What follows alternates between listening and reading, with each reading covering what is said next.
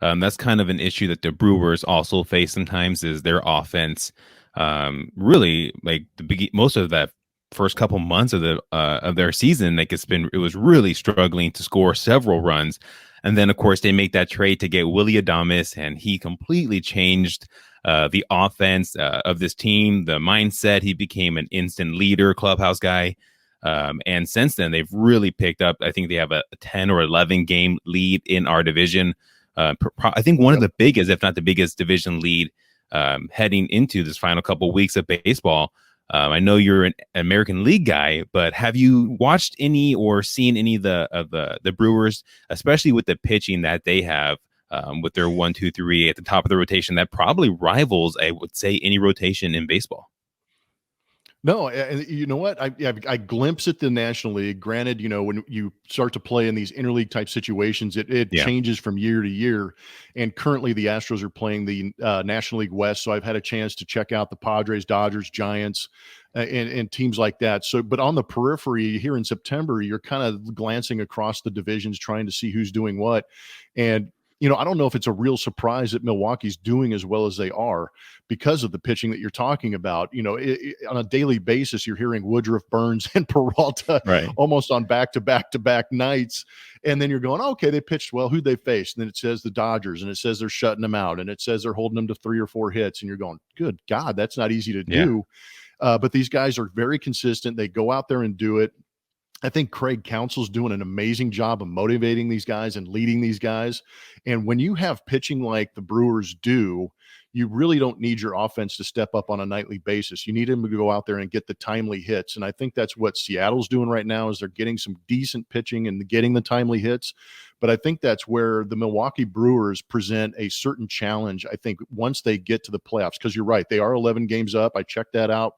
Their run differential is 100 plus 116. So that means when they are going out and winning, they're winning big. And the reason they're winning big is because their pitching is so dominant. And, you talked about Willy Adames. I think he's provided a serious spark on offense. But how about what he's done defensively, too? Yes, you start to solidify that defense. And guess what it does to your pitching staff? It makes them that much better because if they don't have the swing and miss stuff that night, and they have to pitch a little more to contact or adjust, they've got guys making plays behind them. So I love that aspect of it.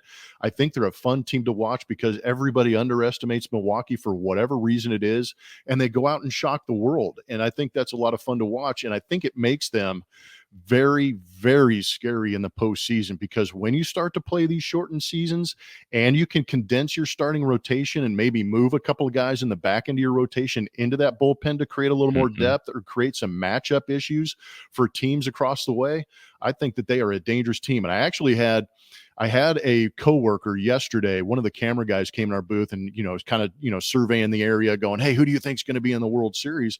And I had no problem saying, the Milwaukee Brewers could shock the world, get into the World Series and play against the Chicago White Sox this season. I know that if there's any Astro fans listening to this podcast, when they eventually get to it, are going to hate on me for that. But I just think the White Sox are a little too powerful, and the pitching and the timely hitting and the good defense for Milwaukee is what I think is going to surprise a lot of people in the postseason.